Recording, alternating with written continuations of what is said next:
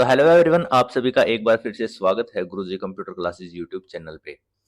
तो जैसा कि आप सभी को पता है, अपनी जो सीरीज है वो अब एमएस एक्सेल के लिए चल रही है। ठीक है, बेसिक से हम कवर कर रहे हैं हर एक चीज़ को, बिल्कुल एक एक कमांड को हमने डीप में जाके किया है। तो पिछली वीडियो में हमने जो अपना डाटा टैब है उसको कंप्लीट कर लिया था। यहाँ तक एडवांस फिल्टर तक हमने कर लिया था। इसके बाद आज अपने अपने 3 टैब यहाँ पे बचते हैं, इन्हें कवर करना है। इनमें हम देखेंगे क्या-क्या कमांड है। ये आपकी क्लास नंबर 10 रहने वाली है, जो कि डाटा टैब का ये सेकंड पार्ट है। ठीक है, तो आइए इस वीडियो में हम देखते हैं क्या कुछ चीज़ें हैं, कमांड को कैसे अप्लाई करनी होती है, कैसे हमें चीज़ों को यहाँ पे करना होता है। तो सबसे फर्स्ट जो अपनी कमांड है वो है टेक्स्ट टू कॉलम। इसका क्या काम होता है, जब आपको जो आपने टेक्स्ट लिखा है उन्हें अलग-अलग कॉलम में बाँटना हो, उस केस में हम यूज़ करते हैं टेक्स्ट टू कॉलम का। इसे हम कैसे यूज़ करेंगे देख लेते हैं। तो ये मैंने कुछ डेटा आपके लिए यहाँ पे लिया है, ठीक है? जिसमें हम सीरियल नंबर, नेम, डिपार्टमेंट वगैरह ये चीज़ें लिख रखी है मैंने एक ही सेल में, इसी सेल के अंदर ये सब चीज़ें हैं। तो अगर मेरे को इन्हें अलग-अलग कॉलम में बाँटना हो, एक टेबल तैयार करनी हो, उस केस में मैं इन्हें कैसे यूज़ करूँगा? तो इस पे मैं क्लिक करूँगा और टेक्स्ट टू कॉलम पे जैसे ही मैं क्लिक करता हूँ, तो ये देखिए इसके बाद ये पूछ रहा है यहाँ पे, ठीक है? कि किस तरीके से आपको सेपरेट करनी है चीज़ों को, क्या चीज़ें आपको यहाँ पे यूज़ करनी है। तो जो डिलिमिटेड है, मैं इसी पे सेलेक्ट रहने देता हूँ, ठीक है? या फिर हम फिक्स्ड विड्थ पे डिलिमिटेड का क्या मतलब है, अगर आपने जो आपका टेक्स्ट है उसे सेपरेट किया हो कोमा से या फिर टैब से, तो उस केस में हम डिलिमिटेड का यूज़ करेंगे। फिक्स्ड विड्थ मतलब अगर आपने स्पेस दिया हो हर एक फील्ड के बीच में, तो उस केस में हम इसे फिक्स्ड विड्थ देंगे। तो मैंने यहाँ पे स्पेस दिया है हर एक जो मेरा टेक्स्ट है उसके बीच में, तो मैं ये वाला यहाँ पे सिलेक्ट करके नेक्स्ट पे क्लिक करूँगा, तो ये देखिए यहाँ पे ये एरो शो कर रहा है, यहाँ पे जो मेरा अलग कॉलम बनेगा जहाँ-जहाँ पे मैंने स्पेस दिया है। नेक्स्ट पे मैं जैसे ही क्लिक करता हूँ, तो ये यहाँ पे पूछ रहा है कि आपको टेक्स्ट के रूप में इसे फॉर्मेट करना है, तो हम इसे जनरल ही सिलेक्टेड रहने देंगे, ठीक है? ये यहाँ पे सेल एड्रेस पूछ रहा है, कहाँ पे इसे इंसर्ट करना है। अगर यहीं पे इंसर्ट करना है तो यही सेल एड्रेस मैं रहने दूँगा, और कहीं पे मेरे को इंसर्ट करना है तो मैं सेल एड्रेस यहाँ से चेंज कर सकता हूँ। तो हम यहीं पे इसे रहने देते हैं। फिनिश पे जैसे क्लिक करता हूँ, ये देखिए अलग-अलग कॉलम में मेरा जो टेक्स्ट है वो यहाँ पे आ चुका है। ठीक है? ये काम होता है आपका टेक्स्ट टू कॉलम। इसी प्रकार अगर हर एक टेक्स्ट के बीच में मैंने कॉमा लगा रखा हो, उस केस में हम कैसे इसे करेंगे वो भी हम देख लेते हैं। इस बार हम डिलिमिटेड का यूज़ यहाँ पे करेंगे क्योंकि कॉमा हमने लगा रखा है। नेक्स्ट पे मैं जैसे ही प्रेस करता हूँ, अब ये देखिए यहाँ पे पूछ रहा है डिलिमिटेड के अंदर अलग-अलग चीज़ें हैं कि आपने टैब प्रेस कर रखा है या सेमीकोलन या कोमा, स्पेस या अदर कोई भी आपने सिंबल या कुछ भी न्यूमेरिकल कुछ भी इंसर्ट कर रखा हो, तो आप यहाँ पे लिख सकते हैं। यहाँ पे हमने कोमा लगा रखा है, तो मैं कोमा जैसे ही सिलेक्ट करता हूँ, टैब को मैं रिमूव कर देता हूँ। ये देखिए अलग-अलग मेरे कॉलम यहाँ पे बन चुके हैं। नेक्स्ट पे क्लिक करते ही और फिनिश जैसे ही मैं करता हूँ, तो ये देखिए ये भी मेरे अलग-अलग कॉलम बन चुके हैं। क्योंकि मैंने हर एक टेक्स्ट के बीच में यहाँ पे कोमा लगा रखा था। इसी प्रकार यहाँ पे मैंने सेमीकोलन लगाया है आपको समझाने के लिए। तो इसी तरीके से हम डिलिमिटेड का यूज़ करेंगे। नेक्स्ट पे क्लिक करने के बाद कोमा की जगह मैं सेमीकोलन का यहाँ पे यूज़ करूँगा, ठीक है? सेमीकोलन ये देखिए जैसे ही मैं कोमा पे करता हूँ तो ये कुछ एक्स्ट्रा स्पेसिंग मेरी आ चुकी है यहाँ पे। सेमीकोलन पे टिक रहने देता हूँ मैं, तो एग्ज़ैक्ट बिल्कुल जो मेरी चीज़ थी वो यहाँ पे आ चुकी है। नेक्स्ट पे मैं जैसे ही क्लिक करता हूँ, फिनिश करता हूँ, ये भी मेरा अलग-अलग यहाँ पे बन चुका है, ठीक है? यहाँ पे डिपार्टमेंट और आईडी के बीच में सेमीकोलन नहीं था, तो ये अलग-अलग नहीं, यहाँ पे जो अलग-अलग कॉलम है वो नहीं बनेगी। मैंने आपको समझाने के लिए बताया था कि अगर आपने सेमीकोलन सेलेक्ट किया है और इसके बीच में अगर आपका यहाँ पे सेमीकोलन नहीं है, तो ये अलग से कॉलम नहीं बनाएगा। ये आपका होता है टेक्स्ट टू कॉलम। इसके बाद आपका फ्लैश फिल है, ये मैंने आपको पहले भी बताया था अच्छे तरीके से, एक बार और इसे देख लेते हैं। फ्लैश फिल का क्या काम होता है? मान लीजिए मेरी ये टेबल मैंने एक इंसर्ट की है, इसमें फ्लैश फिल का क्या काम होता है? ये एक स्मार्ट आपकी कमांड है, जो अगर आप जैसे ही किसी भी प्रकार की हिंट देते हो इसे कि आपको ऐसा वर्क करना है और फ्लैश फिल अप्लाई करते हो, तो उसी तरीके से ये काम करना स्टार्ट कर देगा। मान लीजिए यहाँ पे जो निखिल है, इन सब का मैं यहाँ पे फर्स्ट लेटर कैपिटल लिखता हूँ, ठीक है? यहाँ पे मैंने और इसका भी नितिन का भी एन यहाँ पे कैपिटल लिख दिया। सोनम का जो एस है वो यहाँ पे मैं कैपिटल लिख देता हूँ। तो अब मैंने इसे बता दिया कि मैं यहाँ से जो मेरा फर्स्ट लेटर है ये उठा के यहाँ पे लगा रहा हूँ। तो मैं अब यहाँ पे जहाँ पे मेरे को कंप्लीट फ्लैश फिल अप्लाई करना है वो यहाँ पे मैं सेल सेलेक्ट कर लूँगा। उसके बाद जैसे ही मैं फ्लैश फिल यूज़ करता हूँ, ये देखिए हर एक जो मेरा नेम है उसका फर्स्ट लेटर ऑटोमेटिक इसने उठा लिया है। इसी तरीके से मान लीजिए यहाँ पे मैनेजर का एम मैं उठा लेता हूँ, ठीक है? और वर्कर का डब्लू हम यहाँ पे उठा लेते हैं। बस इतना ही काफ़ी है। इसका भी मैं अगर जैसे ही फ्लैश फिल लगाता हूँ तो ये देखिए पियोन का पी इसने उठा लिया, गाइडर का जी उठा लिया। तो ये काम होता है अपना फ्लैश फिल का। किस तरीके से फ्लैश फिल जो है वो हमारे काम आता है, ठीक है? ये मैंने आपको पहले बताया था, ये इसी बार ऐड हुई है कमांड, पहले नहीं थी एमएस एक्सेल के अंदर। ठीक है भाई, तो मैं इसे रिमूव कर देता हूँ जो अपना फ्लैश फिल का था। इसके बाद जो नेक्स्ट अपनी कमांड है वो है रिमूव डुप्लीकेट्स। इसका क्या काम होता है, मान लीजिए गलती से आपने डुप्लीकेट कुछ डेटा टाइप कर दिया या डुप्लीकेट नेम टाइप कर दिए, तो उस केस में हम रिमूव डुप्लीकेट का यूज़ करते हैं। मान लीजिए इस टेबल में अगर मेरा कोई डुप्लीकेट है तो वो रिमूव यहाँ से हो जाएगा। ठीक है, तो इसके लिए पहले हमें रेंज सेलेक्ट करनी पड़ेगी। ये रेंज मैं कंप्लीट यहाँ पे दे देता हूँ। इसके बाद ये देखिए रिमूव डुप्लीकेट है, ये पूछ रहा है किस चीज़ का डुप्लीकेट आपको रिमूव करना है। मान लीजिए अगर डिपार्टमेंट का मेरे को रिमूव करना है, 2 डिपार्टमेंट सेम मैंने गलती से दे दिए तो मैं इस पे टिक रहने दूँगा। अदरवाइज़ मैं यहाँ से अनसेलेक्ट ऑल कर दूँगा। अब मान लीजिए नेम के अकॉर्डिंग नेम मेरे डुप्लीकेट गलती से आ गए हैं यहाँ पे कई, तो मैं नेम पे टिक करूँगा, ओके प्रेस करूँगा, तो ये देखिए 4 डुप्लीकेट वैल्यूज़ इसने बताई है, ठीक है? कि 4 डुप्लीकेट वैल्यू आपकी थी यहाँ पे, उसने इसे रिमूव कर दिया है, ठीक है? ये आपका रिमूव हो चुका है। मान लीजिए अब मेरे को डिपार्टमेंट गलती से मेरे सेम यहाँ पे कई डल चुके हैं, उस केस में अगर मैं डिपार्टमेंट के अकॉर्डिंग इसे रिमूव डुप्लीकेट करना चाहता हूँ, तो ओनली मैं डिपार्टमेंट पे टिक कर दूँगा, ओके प्रेस करूँगा, तो ये देखिए 5 इसने डुप्लीकेट जो वैल्यू मेरे डुप्लीकेट डिपार्टमेंट के अकॉर्डिंग इसने 5 वैल्यू यहाँ से रिमूव कर दी है। 5 वैल्यू सिर्फ़ यहाँ पे बची है। ये काम होता है आपका डुप्लीकेट का, ठीक है भाई। इसके बाद हम आगे चलते हैं डाटा वैलिडेशन। इसका क्या काम होता है डाटा वैलिडेशन का, इसे भी हम देख लेते हैं। ये मान लीजिए मैंने यहाँ पे एक टेबल इंसर्ट की है, ठीक है? इसे मैं थोड़ा ज़ूम भी कर देता हूँ ताकि आपको अच्छे से क्लियर हो चीज़ें। जैसे ये हमने टेबल इंसर्ट की, अब डाटा वैलिडेशन का क्या मतलब होता है, मान लीजिए मैं चाहता हूँ कि यहाँ पे जो मेरी सेल्स है, सेल्स आपकी 1, 2 इन नंबर में तो कभी होती नहीं है। सेल्स जो लार्ज आपकी कंपनी होती है, उनकी मैक्सिमम हज़ारों में, लाखों में इस तरीके से सेल होती है। तो अगर मैं डाटा वैलिडेशन यहाँ पे चाहता हूँ कि यहाँ पे मेरी 5,000 से नीचे कोई वैल्यू ना आए और 10,000 से ऊपर वैल्यू ना आए। इस तरीके से हम यूज़ करते हैं डाटा वैलिडेशन को। ऐसे केस में हम यूज़ करते हैं डाटा वैलिडेशन को। अब मान लीजिए यहाँ पे मेरे को डाटा वैलिडेशन लगाना है, ठीक है?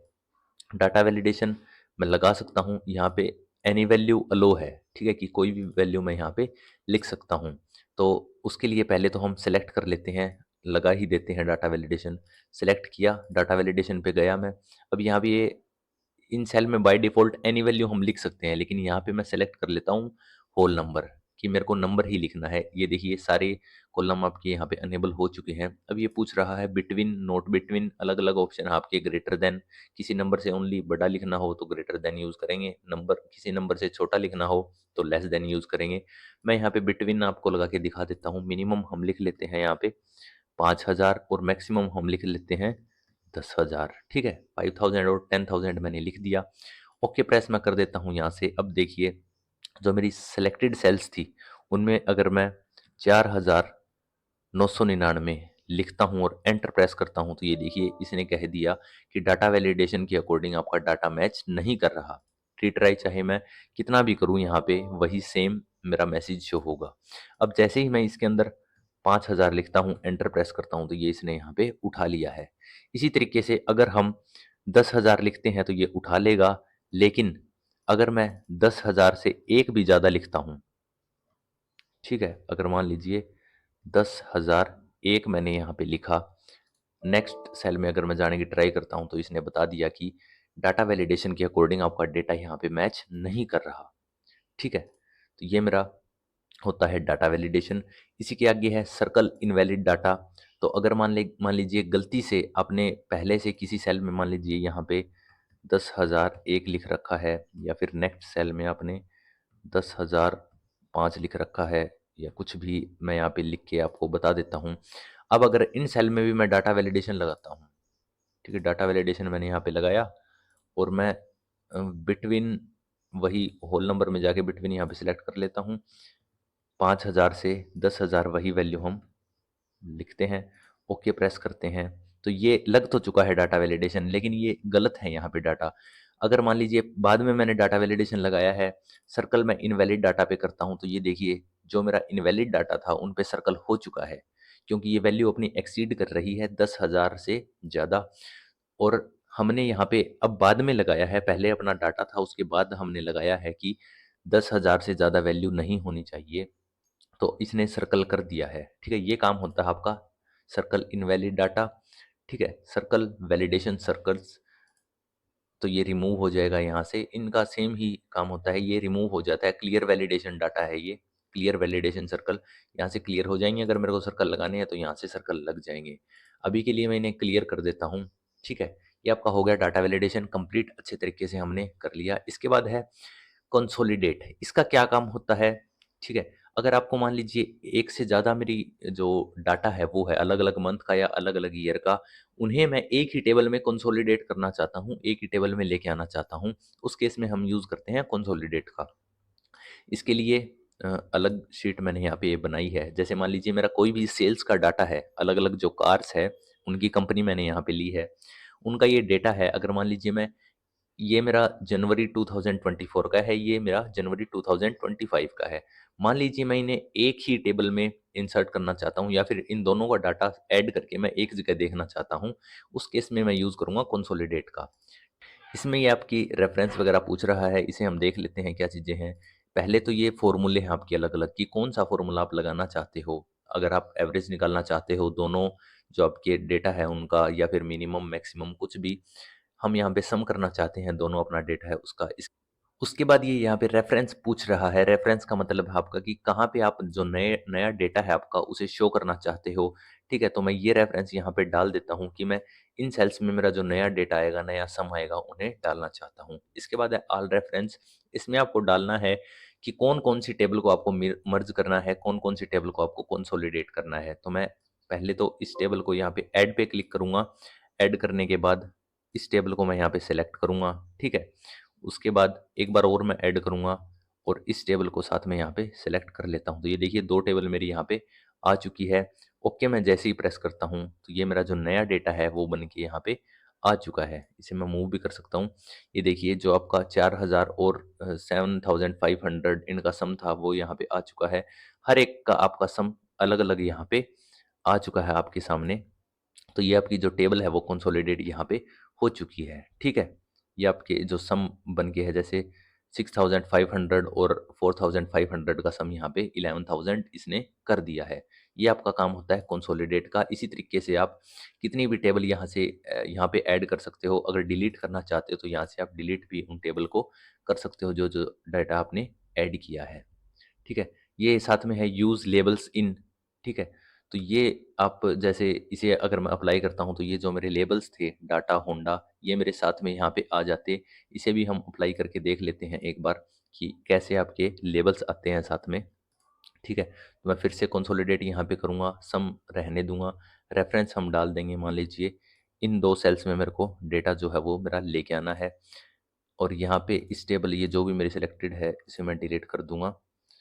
ये अपना रेफरेंस था। इसके बाद ऐड में मैं जाऊँगा, यहाँ से ये वाला डेटा मैं उठा लेता हूँ और दोबारा ऐड करके ये वाला डेटा यहाँ पे उठा लेता हूँ, और इसके बाद लेफ्ट कॉलम में रहने देता हूँ जो मेरे लेबल्स हैं उनके लिए।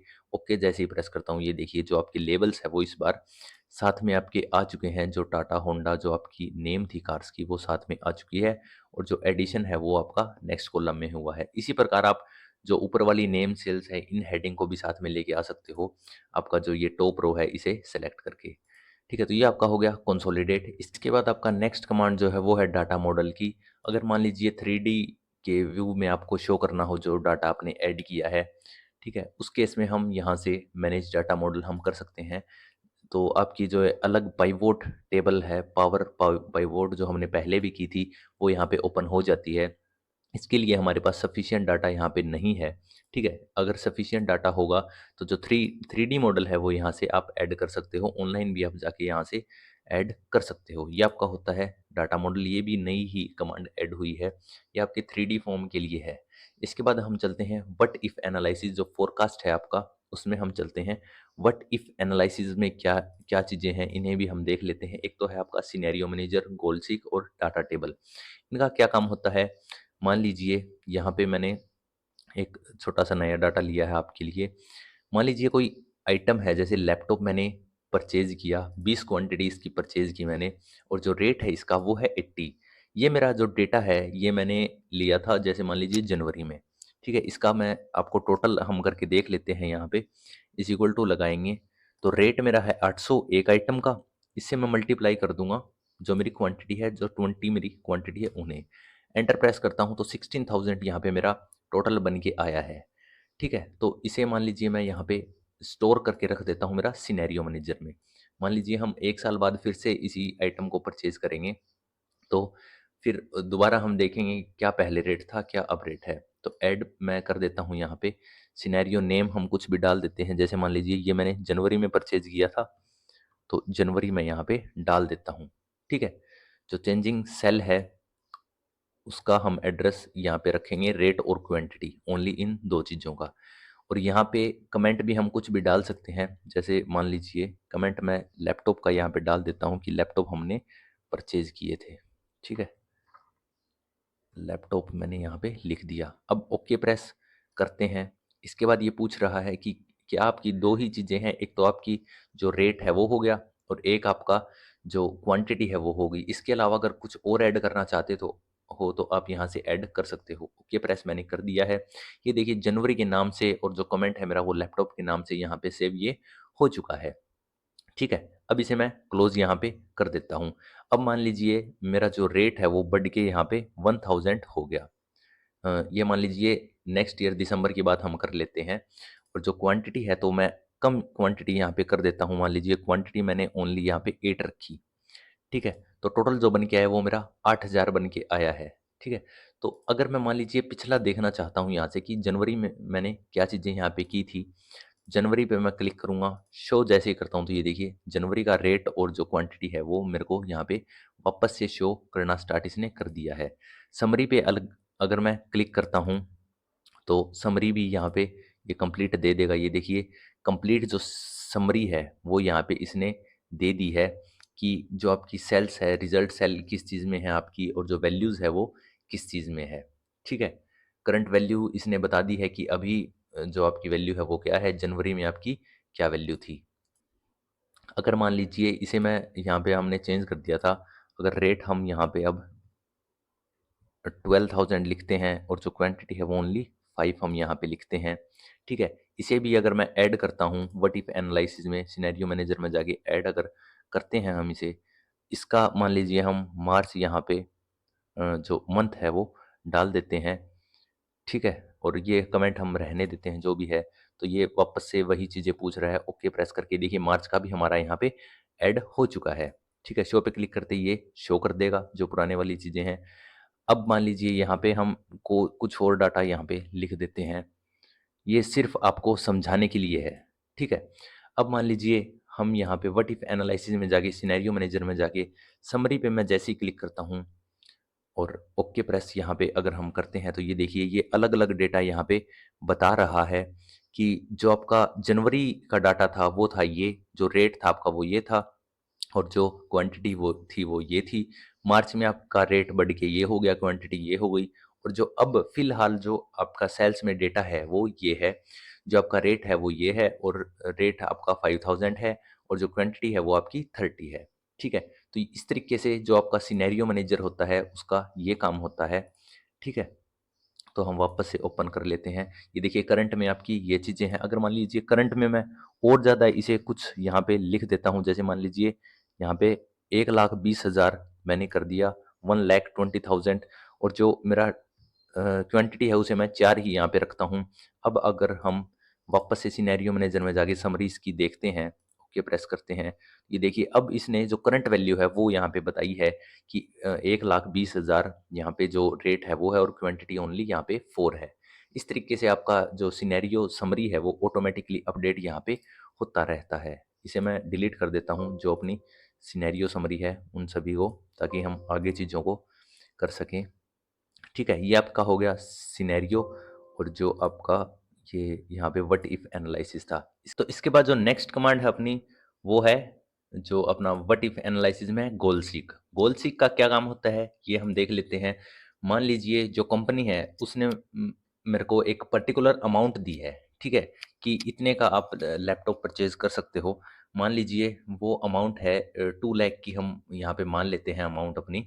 हम यहाँ पे रेट जो है लैपटॉप का वो चेंज कर लेते हैं, यहाँ पे हम 15 या 20,000 रख देते हैं जो एक लैपटॉप है उसका, और क्वांटिटी हमने 4 परचेज की। ठीक है, अब यहाँ पे जो आपका गोल सीक है उसका क्या काम होता है। इसका ये काम होता है कि मान लीजिए कंपनी ने आपको 3 लाख रुपए दे दिए कि इतना इतने का आप लैपटॉप परचेज कर सकते हो। तो अब मैं चाहता हूँ कि मेरे को पता लगे कि 3 लाख में मेरे कितने लैपटॉप आएंगे। उस केस में हम क्या यूज़ करते हैं, उस केस में हम गोल सीक का यूज़ करते हैं। जो सेट सेल है उसमें मैं डाल दूंगा जो मेरी टोटल अमाउंट है, जितने का यहाँ पे जो टोटल अमाउंट दे रखी है उसको, और जो टू वैल्यू में मैं डालूंगा जितना अमाउंट मेरे पास है। यहाँ पे मैं 3 लाख डाल देता हूँ जो कंपनी ने मेरे को 3 लाख दिए हैं। ठीक है, बाई चेंजिंग सेल क्या चीज़ चेंज करनी है, अपने को क्वांटिटी पता करनी है कि कितनी हम परचेज कर सकते हैं, कितनी आइटम हम परचेज कर सकते हैं। तो क्वांटिटी हम इसमें डाल देंगे। ओके प्रेस करते ही ये देखिए इसने यहाँ पे बता दिया है कि जो 3 लाख है टोटल अमाउंट, इसमें आपके जो 15 लैपटॉप है वो आ जाएंगे। यहाँ पे भी आपको इन्फॉर्मेशन शो कर रहा है कि टारगेट वैल्यू इतनी है, करंट वैल्यू इतनी है। ठीक है, ये आपका काम होता है जो गोल सीक है। इसी इसी तरीके से मान लीजिए मेरे पास 5 लाख अगर रुपए है, 5 लाख है, तो भी मैं सेट सेल में जो मेरी टोटल अमाउंट है उसे मैं डाल दूंगा, और इसे कितनी चेंज करनी है, टू वैल्यू कितनी करनी है, 5 लाख मैं यहाँ पे डाल देता हूँ। ठीक है, ये 5 लाख हो गए। बाई चेंजिंग सेल क्या चीज़ चेंज करनी है, क्वांटिटी। इसी तरीके आप रेट भी चेंज कर सकते हो, लेकिन मैं समझाने के लिए आपको यहाँ पे क्वांटिटी यूज़ कर रहा हूँ। ओके प्रेस जैसे ही करता हूँ तो ये देखिए इसने बता दिया है कि 5 लाख में, 5 लाख में आप 25 क्वांटिटी लैपटॉप की ले सकते हो। तो ये काम होता है आपका जो गोल सीक हो गया इसके अंदर व्हाट इफ एनालिसिस में। इसके बाद है डाटा टेबल। इसका क्या काम होता है ये भी हम देख लेते हैं। इसके बाद जो नेक्स्ट कमांड है वो है अपनी डाटा टेबल की। ठीक है, व्हाट इफ एनालिसिस में ये आपका डाटा टेबल है। इसका क्या काम होता है ये भी हम देख लेते हैं। ठीक है, ये आपका कुछ नहीं, थोड़ा सा कैलकुलेशन परफॉर्म करने के लिए, या फिर चीज़ों को थोड़ा जो आपकी अरेंजिंग मैनर है उसमें शो करने के लिए होता है। जैसे मान लीजिए यहाँ पे मैं 1 टाइप करता हूँ, ठीक है, और यहाँ पे भी 1 टाइप मैं कर देता हूँ, और ये वाली जो सेल है इसके अंदर मैं फॉर्मूला लगाता हूँ मेरा is equal to this cell multiplied by this cell. ठीक है, एंटर प्रेस मैं करता हूँ, यहाँ पे भी मेरा 1 आ गया। अब इसके नीचे मैं यहाँ पे 2 लिखता हूँ, यहाँ पे 3 4 5 6 7 8 9। ठीक है, ये मैंने लिख ली। इसी तरीके से इन सेल्स में भी मैं 3 4 काउंटिंग मेरी जो है वो लिख लेता हूँ। ठीक है, ये थोड़ा सा यहाँ पे एरर आ गया तो मैं मैनुअली काउंटिंग यहाँ पे लिखूंगा। ठीक है, यहाँ पे भी मैंने 9 तक जो मेरी काउंटिंग है वो लिख ली। अब इसके बाद यहाँ पे कैलकुलेशन आप इजीली परफॉर्म कर सकते हो। ठीक है, और ज़्यादा कुछ नहीं है इसमें। इन्हें मैं सेलेक्ट करूँगा, और जैसे ही मैं डाटा टेबल के ऊपर अप्लाई करता हूँ तो ये यहाँ पे रो इनपुट सेल पूछ रहा है। तो इसमें जो ये रो इनपुट सेल पूछ रहा है, इसमें मैंने जो फॉर्मूले अप्लाई किया था इस सेल में, उसमें जो जो डेटा दिया था वो मैं यहाँ पे दूंगा। इसमें मैं रो वाले में ये दे देता हूँ, और कॉलम वाले में जो मेरी दूसरी सेल है इसका दे देता हूँ। ओके जैसे ही प्रेस करता हूँ तो ये देखिए कंप्लीट मेरी जो कैलकुलेशन है, जो मेरी टेबल है हर एक की, वो यहाँ पे ऑटोमेटिकली परफॉर्म हो चुकी है। ठीक है, तो ये काम होता है आपका डाटा टेबल का। इसमें आपको फॉर्मूला अप्लाई करना पड़ता है। इस सेल में फॉर्मूले की मदद से आप कंप्लीट जो फॉर्मूला आपने यहाँ पे अप्लाई किया है वो हर सेल में आपका फॉर्मूला ऑटोमेटिक अप्लाई हो जाएगा। ये देखिए यहाँ पे आपको किसी भी सेल पे शो कर लीजिए, ये आपको शो भी कर रहा है जो फॉर्मूला यहाँ पे अप्लाई हुआ है। तो ये कैलकुलेशन इजी बनाता है आपका जो डाटा टेबल है। इसके बाद अपना नेक्स्ट है फोरकास्ट सीट। इसका क्या काम होता है फोरकास्ट सीट का, इसे भी हम देख लेते हैं। ये नॉर्मली आपका जो डेटा है कोई भी, उसे थोड़ा सा अच्छे तरीके से शो करने के लिए है। बाकी यहाँ पे कुछ नई चीज़ नहीं है।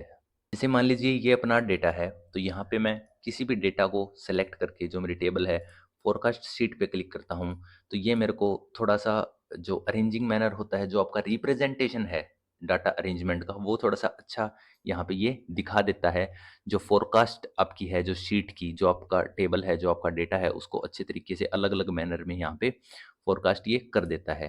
क्रिएट में जैसे ही क्लिक करता हूँ तो ये देखिए यहाँ पे जो मेरा ग्राफ है, वो यहाँ पे जो आपकी टेबल है फोरकास्ट शीट की, वो अलग से बन चुकी है और ये ग्राफ मेरा इंसर्ट हो चुका है। ये काम होता है आपका फोरकास्ट शीट का। इसके अलावा जो आपका डाटा वैलिडेशन है, उसे उसका मैं एक एग्जांपल और दे देता हूँ, ठीक है? ताकि आपको थोड़ा-सा और अच्छा-सा अच्छे से क्लियर हो जाए चीज़ें यहाँ पे। जैसे मान लीजिए ये मेरी एक अटेंडेंस शीट है, यहाँ पे मेरे को अटेंडेंस लगानी है, तो जनरली हम प्रेज़ेंट के लिए पी का यूज़ करते हैं, एब्सेंट के लिए ए का यूज़ करते हैं, ठीक है? ऐसे मैनुअली फिल करने की बजाय हम अगर डाटा वैलिडेशन का यहाँ पे यूज़ करें, तो हम कैसे करेंगे वो भी हम देख लेते हैं। ये रहा मेरा डाटा वैलिडेशन, इस पे मैं क्लिक करूँगा। पहले तो मैं इन्हें सेलेक्ट कर लेता हूँ, जहाँ पे मेरे को अटेंडेंस फिल करनी है। डाटा वैलिडेशन पे मैं जाऊँगा, एनी वैल्यू की जगह यहाँ पे मैं लिस्ट यूज़ करूँगा। पिछली क्लास में हमने इस क्लास में हमने सिर्फ एक एग्जांपल दिया था इसका, तो एक और एग्जांपल मैं दे देता हूँ। जैसे लिस्ट हो गया यहाँ पे, सोर्स है, मैं इसमें लिस्ट का जो सोर्स है वहाँ पे ए अब्सेंट के लिए, कोमा पी प्रेजेंट के लिए, कोमा एच हॉलिडे के लिए यहाँ पे लगा देता हूँ। ओके प्रेस करता हूँ। अब देखिए, जिस भी मैं सेल में जाऊँगा उसके साथ में ये एरो का साइन मेरा शो होगा। इसका क्या मतलब है?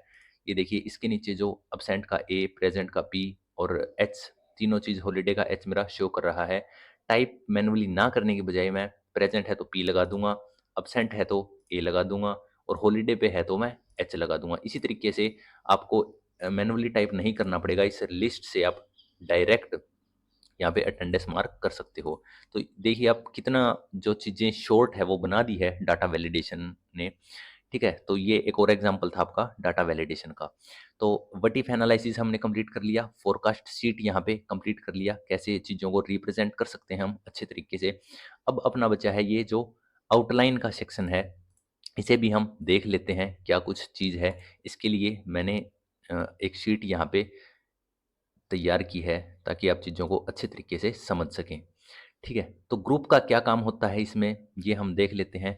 मान लीजिए मेरी जो लिस्ट है वो है 5000 लोगों की, जो मेरे वर्कर, हेल्पर जो भी मेरे डिपार्टमेंट में काम कर रहे हैं, बहुत ज़्यादा है। तो ऐसे तो अगर हम मैनुअली एक-एक का देखेंगे तो बहुत ही ज़्यादा यहाँ पे डेटा हो जाएगा, स्क्रॉल करने में टाइम लगता है। उसके लिए हम जो जितने मेरे वर्कर हैं, मान लीजिए मैं इन्हें एक ही जगह शो करना चाहता हूँ, तो वर्कर को मैं जितने भी वर्कर हैं उन्हें सेलेक्ट करूँगा और यहाँ से ग्रुप उन्हें मैं कर दूँगा। अब ये पूछ रहा है रो या कॉलम, तो मैं रो यहाँ पे ग्रुप कर देता हूँ, ओके प्रेस करता हूँ। तो ये देखिए जो मेरा ये डेटा है, ये ग्रुप हो चुका है यहाँ तक। साइड में मैं जैसे ही क्लिक करता हूँ, ठीक है? यहाँ पे ये जो माइनस का साइन है, इस पे मैं जैसे ही क्लिक करता हूँ तो ये देखिए मेरा ग्रुप हो चुका है वो डेटा और अंदर चला गया है। और ये प्लस का साइन है यहाँ पे, इस पे मैं जैसे ही क्लिक करता हूँ तो मेरा डेटा यहाँ पे वापस आ जाएगा। ठीक है? इसी तरीके से जितने भी मेरे हेल्पर हैं, अगर मैं उन्हें ग्रुप करना चाहूँ तो यहाँ से जाके मैं ग्रुप इसे कर सकता हूँ। वही रो में हम ग्रुप करेंगे, तो हेल्पर भी मेरे ग्रुप हो चुके हैं, इन्हें भी ये यहाँ से माइनस करके मैं एक जगह लेके आ सकता हूँ। इसी तरीके से मैनेजर और सुपरवाइज़र है, इन्हें भी मैं ग्रुप यहाँ पे कर देता हूँ। ठीक है? तो जो मेरे मैनेजर है ये भी ग्रुप हो चुके हैं, माइनस यहाँ पे करते ही जो मेरे वो ग्रुप में एक में चले जाएँगे। अगर मेरे को शो करने हैं तो यहाँ से मैं जैसे ही प्लस प्रेस करता हूँ, तो ये देखिए कंप्लीट डेटा मेरा यहाँ पे वापस आ चुका है। ये काम होता है आपका ग्रुप का। अब मान लीजिए अगर मेरे को इन्हें अनग्रुप करना है, तो मैं यहाँ से इन्हें अनग्रुप कर दूँगा। ओके प्रेस करूँगा, ठीक है? तो ये मेरे अनग्रुप हो चुके हैं, जो माइनस का साइन है ये ऊपर आ चुका है। अब यहाँ से ना करने की बजाय ये जो माइनस और प्लस का साइन आता है यहाँ पे, ये देखिए अब प्लस का आ चुका है। यहाँ से ना करने की बजाय यहाँ से भी मैं कर सकता हूँ, जो आपकी शो डिटेल है इस पे क्लिक करते ही ये मेरा शो हो जाएगा। हाइड करते ही ये जो मेरा डिटेल है वो वापस चली जाएगी, जो मेरी जिस चीज़ का मेरा ग्रुप बना होगा वो मेरी वापस चली जाएगी। ये देखिए हाई डिटेल करते ही वापस यहाँ से चली गई है, शो करते ही वापस आ चुकी है। ये काम होता है आपका शो डिटेल और हाइड डिटेल का।